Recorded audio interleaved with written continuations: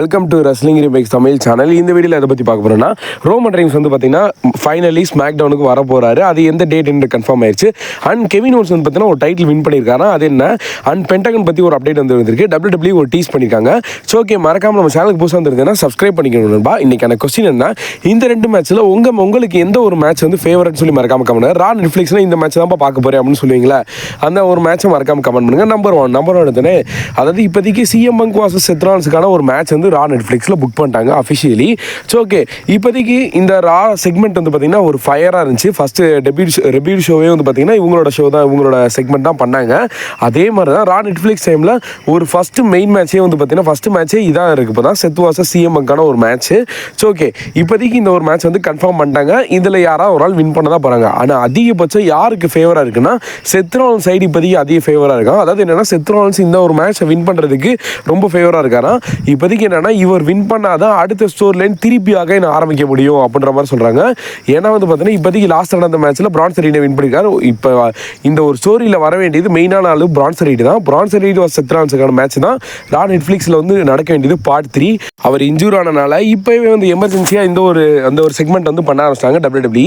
இப்போதைக்கு வந்து பார்த்தீங்கன்னா ரெசல்மேனியாவில் தான் ஃபஸ்ட் மேட்ச் பண்ண வேண்டியது செத் வாசஸ் சிஎம் பங்கான ஒரு ஸ்டோரின்னு ஆரம்பிச்சு. ஆனால் வந்து பார்த்தீங்கன்னா இப்போ ரா நெட்ஃப்ளிக்ஸில் பண்ண போகிறாங்க. ஸோ ஓகே, என்னதான் இருந்தாலும் ரெசல்மேனியா 41 செத் வாசஸ் சிஎம் பங்கான மேட்ச் வந்து பார்த்தீங்கன்னா ஆல்மோஸ்ட் வந்து கன்ஃபார்ம் ஆயிடுச்சா. அதாவது இப்போதைக்கு என்னென்னா, இப்போதைக்கு ஒரு நார்மல் மேட்ச் பண்ண போகிறாங்க. அண்ட் நெக்ஸ்ட் ஒரு வேளை Royal Rumble winner CM Punk or Seth Rollins இருந்துச்சுன்னா, ஒரு வேளை குந்தரை யாராவது பீட் பண்ணி செத் ராலின்ஸும் சிஎம் பங்கும் டைட்டில் வின் பண்ணாங்கன்னா, அடுத்த ஒரு அதாவது ரெசல்மேனியாவில் கண்டிப்பாக வந்து பார்த்தீங்கன்னா சிஎம் பங்க் வாசஸ் செத் ராலின்ஸ்க்கான ஒரு மேட்ச் ஆனால் கண்டிப்பாக நடக்க போகுது. அது டைட்டில் மேட்சா இல்லை நார்மல் மேட்சா இப்போதைக்கு ஒரு பெரிய ஒரு கொஸ்டினாக இருக்குது. ஏன்னா இப்போதைக்கு அது வந்து கண்டிப்பாக வந்து ஒரு பார்ட் 2 மேட்சாக தான் இருக்கும். இதுக்கப்புறம் செத் வாசஸ் சிஎம் பங்கான மேட்சை திருப்பி வந்து போட மாட்டாங்கன்னு நினைக்கிறேன். ஆனால் கண்டிப்பாக ஏதோ தரமான ஒரு சம்பவம் இருக்குது. வெயிட் பண்ணி பார்க்கலாம். நம்பர் டூ என்னன்னா, கெவின் ஓன்ஸ் வந்து பார்த்தீங்கன்னா இப்போதைக்கு ஒரு அப்டேட் வந்திருக்கு. அதில் என்னன்னா, அவர் வந்து ஒரு நியூ சாம்பியன் வின் பண்ணியிருக்காரு அப்படின்ற மாதிரி டீஸ் பண்ணுறாங்க. அதாவது வேற ஒன்றுமே கிடையாது. ட்ரிபிள் ஹெச் இப்போதைக்கு வந்து பார்த்தீங்கன்னா கோடிக்கு ஒரு வாக்கு கொடுத்திருந்தாரு. அதாவது என்னன்னா, சாட்டர்டே நைட் மெயின் இவெண்ட்ல தான் இந்த ஒரு டைட்டில் யூஸ் பண்ணணும், அதுக்கப்புறம் யூஸ் பண்ணக்கூடாது அப்படின்ற மாதிரி சொல்லியிருந்தாரு. அந்த ஒரு டைட்டில் வந்து பார்த்தீங்கன்னா கோடி ரூட்ல இருந்து இப்போதைக்கு யார்ட்ட இருக்குன்னா கெவின் ஓன்ஸ்ட இருக்கான். அதே மாதிரி இந்த ஹாலிவுட் டூர், அதாவது கிறிஸ்மஸ்க்காக செலிப்ரேட் பண்ணுறதுக்காக ஒரு டூர், அது டேரெக்டாக போய் வந்து மேட்ச் பண்ணுவாங்க. அதை லைவ் ஷோவா அந்த மாதிரி ஒரு ஷோவில் இப்போதைக்கு பார்த்தீங்கன்னா கெவின் ஓன்ஸ் ஈகிள் டைட்டில் இருக்கிற மாதிரி அட்வர்டைஸ் பண்ணியிருக்காங்க. இது வந்து ஃபோட்டோஷாப்பா இன்னும் வரைக்கும் எனக்கு சரியாக தெரியல. ஆனால் பட் இருந்தாலும் இப்போதைக்கு கெவின் ஓன்ஸ் தான் இந்த ஒரு டைட்டில் இருக்கான். அதனால மேபி சான்சஸ் இருக்குது. அடுத்து எப்போ கெவின் ஓன்ஸ் வராரோ அந்த டைட்டில் அவர் கொண்டு வரதுக்கு இப்போ எப்படி ராக் பீப்புள் சாம்பியன் அந்த மாதிரி அதே மாதிரி தான் கெவின் ஓன்ஸ் ஒரு டியூட் போட்டிருக்காரு. எப்போ அடுத்த ஒரு ஷோ வரனா அப்போ அந்த டைட்டில் கொண்டு வர போறேன் அப்படின்ற மாதிரி சொல்லியிருக்காரு. அது போக ட்ரிபிள் ஹெச், அதாவது கெவின் ஓன்ஸ் அப்படி தூக்கி அந்த மாதிரி எல்லாம் கிரேசியான ட்வீட்டாக போட ஆரம்பிச்சிட்டாங்க. ஆனால் இப்போதைக்கு இந்த கெவின் ஓன்ஸோட ஸ்டோரி லைன் வந்து பெட்டராக இருக்குன்னு எனக்கு சொல்ல கரெக்டாக இருக்குது. அதாவது இதுக்கு ஹீல் டர்ன் பண்ணதுலேருந்து கரெக்டாக வந்து ஸ்டோரி கொண்டு போகிற மாதிரி நல்லா இருக்கு நண்பா.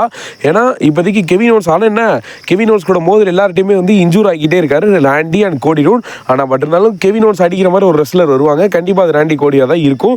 ஸோ ஓகே, நெக்ஸ்ட் வந்து பார்த்தீங்கன்னா ரா நெட்ஃப்ளிக்ஸ் வரனால இப்போதைக்கு இந்த ஒரு லோகோ வந்து, அதாவது என்னன்னா இந்த ரவுண்டு போட்டு கிராஸ் சிம்பிளில் ஒரு லோகோ மாதிரி வந்து தெரிஞ்சுக்கிட்டே இருந்துச்சு. இப்போதைக்கு எல்லாத்துக்குமே தெரியும் அது வந்து ஒரு பென்டகன் தான். அவர் வந்து பார்த்தீங்கன்னா AEW ஃப்ரீ ஏஜென்ட் ஆகிட்டாங்க. இப்போதைக்கு அவர் வெளியே போயிட்டாரு.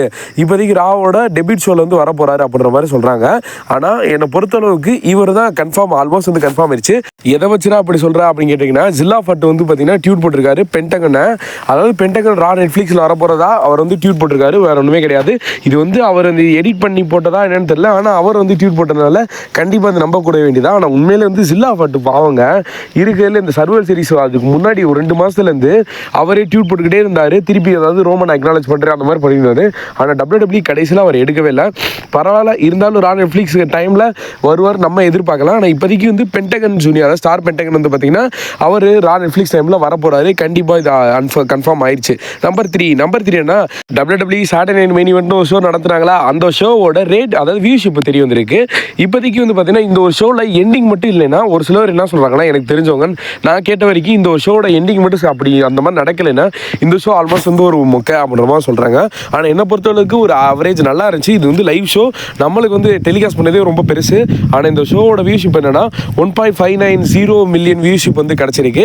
உண்மையிலே வந்து இப்போ ராஸ் மேக்டவுன் இந்த அளவுக்கு வந்து கொஞ்சம் பெட்டராக தான் கிடச்சிருக்கு லைவ் ஷோனால. இது வந்து லைவ் ஷோ அங்கே நடக்க வேண்டியது, அதை மாதிரி தெரிஞ்சுக்கோங்க.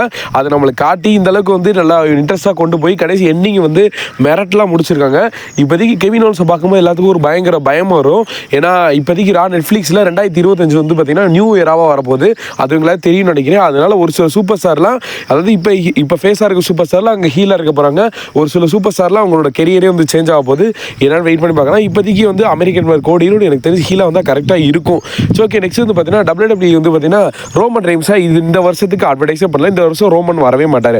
ஆனால் அடுத்த வருஷம் ஃபஸ்ட்டு ஸ்மாக் டவுன் ஷோலே வந்து பார்த்தீங்கன்னா ரோமன் வர போகிறாரு. இது வந்து ஆல்மோஸ்ட் வந்து அதாவது நெட்ஃப்ளிக்ஸுக்கு முன்னாடி கிட்டத்தட்ட 4ஆம் தேதி 3ஆம் தேதி நினைக்கிறேன். அப்போ இருக்கிற ஸ்மாக் டவுனில் வந்து பார்த்தீங்கன்னா ரோமன் இருக்க போகிறாரு. மேபி இந்த ஊலாஃபலா அந்த ஒரு பிரச்சனை இருக்குல்ல, அதை இன்னும் கொஞ்சம் அந்த மேட்சை ஹைப் பண்ணுறதுக்காக வேணால் இந்த ஒரு செக்மெண்ட் பண்ணலாம். வரப்போகிற ஸ்மாக் டவுனில், அன்னைக்கு நடக்க போகிற ஸ்மாக் டவுனில் உண்மையிலேருந்து வேற லெவலாக இருக்க போது. அதாவது இந்த 2025 பிறந்ததுக்கப்புறமா WWE வந்து நம்ம புதுசாக வந்து பார்க்க போகிறோம். அதாவது என்னென்னா, இப்போ ஓல்டு ஏராவில் இருந்ததெல்லாம் மொத்தமாக சேஞ்ச் ஆக போது. புதுசாக ஒரு ஸ்டோரி லைன், புதுசாக ஒரு மேட்சஸ், புதுசாக அதாவது அடுத்தடுத்து என்னென்ன நடக்க போது இன்ட்ரெஸ்டிங்காக வந்து கொண்டு போகிறாங்க. ஏன்னா அப்படி கொண்டு போனால் தான் கண்டிப்பாக வந்து சப்ஸ்கிரிப்ஷன்றது ஏறும். அதனால் வந்து பார்த்தீங்கன்னா எப்பயுமே வந்து ஒரு இன்ட்ரெஸ்ட்டாகவே போகுது. அண்ட் வந்து பார்த்தீங்கன்னா ஒரு குட் ஸ்டோரி லைனோட போகுது. கண்டிப்பாக வந்து வியூஷிப்பு குறைய விட மாட்டாங்க. அதனால பெஸ்ட்டாக கொண்டு போவாங்க. அது போக இன்னொன்று என்னன்னா, ராவ் ஸ்மாக் டவுன் 3 ஹவர்ஸ் ஆக போகுது. அது உண்மையிலே பெஸ்ட்டு. நம்பர் 4 என்ன, WWE ரால இந்த ஒரு செக்மெண்ட் நீங்கள் பார்த்துருப்பீங்க. அதாவது என்னன்னா, செத் ராலின்ஸ் அண்ட் ட்ரூ மேக்டையர் வந்து பேசியிருப்பாங்க. அதாவது ட்ரூ என்ன சொல்லியிருப்பாருன்னா, இப்போதைக்கு நான் பிளட் லைனை டார்கெட் பண்ணிக்கிட்டு இருக்கேன். உன்னோட எனிமியும் பிளட் லைன் தான். அதனால இப்போதைக்கு நீ ஏன் கூட சேர்ந்துக்கோ, நம்ம 2 பேரும் சேர்ந்து பிளட் லைனை மொத்தமாக க்ளோஸ் பண்ணலாம், ரோமனோட கரியரை அழிச்சிடலாம் அப்படின்ற மாதிரி பேசுவாங்க. அதுக்கு செத்து என்ன சொல்ல, நான் வந்து ஏற்கனவே ரோமனோட கரியரை அழிச்சிட்டேன். ஏன்னா அவனுக்கு ரெசல்மேனியாலாம் தோக்கடிச்சதுக்கு மெயின் காரணம் நானும் தான். அதனால இப்போதைக்கு எனக்கு ரோமன் டார்கெட்டில், நான் சிஎம்க்கு தான் டார்கெட்டு அப்படின்ற மாதிரி சொல்லிட்டாரு. நீ வந்து சிஎம்க்கு வந்து தோக்கடிச்சிருக்க, அதாவது ஒன்றை தோக்கடிச்சிருக்கான், அந்த மாதிரி நான் விட மாட்டேன், நான் வந்து அவனை தோக்கடிச்சு தான் வருவேன் அப்படின்னு மாதிரி சொல்லும் போது, அதாவது பேக் ஸ்டேஜில் செத்ரான்ஸ் பேசிக்கும்போது ட்ரூ மேக்டையர் வெறித்தனமாக ஓடி வருவார். அவரோட மெயின் டார்கெட் அடிக்கிறதுக்கு செத்ரான்ஸ் தான் அடிக்க வந்தாரான். ஆனால் அந்த டைம் செமிசியனை வந்து பார்த்தீங்கன்னா குழப்பிட்டாரு. அப்படி இல்லைன்னா அந்த டைமில் செத்ரான்ஸை தான் பொழந்திருக்க வேண்டியது. இந்த ஒரு விஷயத்தை யார் நோட் பண்ணீங்க இல்லையான்னு சொல்லி மறக்காமல் கமெண்ட் பண்ணுங்க. ஏன்னா நானும் தெரிஞ்சுக்கிறேன். ஓகே, நெக்ஸ்ட் நம்பர் 5, அதாவது ராவோட இந்த ஒரு ஷோவில் ஆடம் பீஸ் வந்து கன்ஃபார்ம் பண்ணுவார். செத் வாச சிஎம்க்கான ஒரு மேட்சை நெட்ஃப்ளிக்ஸில் பண்ண போகிறோம் அப்படின்ற மாதிரி சொல்லிடுவாங்க. அது பேக் ஸ்டேஜில் பின்னாடி பார்த்தீங்கன்னா அது ஃபைனல் பாஸ் ராக்கோட அந்த பிக்சர் இருக்கும். இது எல்லாமே WWE சும்மா சாதாரணமாக செய்ய மாட்டாங்க, ஒவ்வொன்றையும் யோசிச்சா செய்வாங்க. அதாவது என்னன்னா, நெட்ஃப்ளிக்ஸ் டைமில் ஃபைனல் பாஸ் ராக் வர போகிறார்ல, அதனால அவரோட பிக்கை வந்து காட்டுறாங்க அப்படின்ற மாதிரி எனக்கு தோணுது. அப்படியே தான் இருக்கும். ஏன்னா வந்து பார்த்தீங்கன்னா ஒவ்வொரு பிக்குமே WWE ஒவ்வொரு அந்த வீடியோ ஃபுட்டேஜ் எடுக்கிறதெல்லாம் யோசிச்சு தான் பண்ணுவாங்க. ஓகே, நெக்ஸ்ட் வந்து பார்த்தீங்கன்னா 2024 பெஸ்ட் லாஸ். அதாவது பெஸ்ட் லாஸ்னால் என்னன்னா, 56 மேட்ச்சில் 52 லாஸஸ் ஆயிருக்காரு சின்ஸ்கே நாகபரா.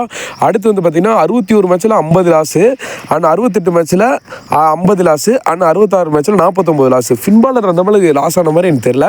அச்சா பண்ணிருந்தாலும் கோடி ரூல், அமெரிக்கன் நைட்மேர் கோடி ரூல் 97 மேட்ச்சில் 94 வின்னு, 72 மேட்ச்சில் 61 வின்னு பிரியங்கா பிளரர், அண்ட் 72 மேட்ச்சில் 54 வின்னு எல்ஐ நைட், அண்ட் 83 மேட்ச்சில் 51 வின்னு மெயின் ஈவென்ட் ஜெய்ஸோ. இதெல்லாம் பெட்டர் தான் உண்மையிலே. ஆனால் கோடி ரூல் டிஃபரன்ஸ் பார்த்துக்கோங்க எப்படி இருக்குது. ஓகே, நெக்ஸ்ட் வந்து பார்த்தீங்கன்னா, அதாவது இப்போதைக்கு லோகன் பால் அண்ட் கோனர் இவங்க 2 பேரும் இந்தியாவில் ஒரு பெஸ்ட்டு ஒரு மேட்ச் பண்ண போகிறதா, அதாவது ஒரு ரெசல்மேனியா அளவுக்கு ஒரு பெரிய கிரவுண்டில் மேட்ச் பண்ண போகிறதா அம்பானிகிட்ட டீலிங் பேசுகிற மாதிரி இப்போதைக்கு ஒரு அப்டேட் வந்திருக்கு. ஆனால் இது ரூமர்ஸ் தான், இது கன்ஃபார்ம் பண்ணி டீட்டெயிலாக சொல்கிறேன்பா. ஐ ஹோப் இந்த வீடியோ பிடிச்ச லைக் பண்ணி சேனலை சப்ஸ்கிரைப் பண்ணிங்கப்பா. சி மெனி ஸ்டிதி தேங்க்யூ ஃபார் வாட்சிங். வேறு ஏதாவது சூப்பர் ஸ்டார் பற்றி அப்டேட் மறக்காமல் கமெண்ட் பண்ணுங்கள். தேங்க்யூ.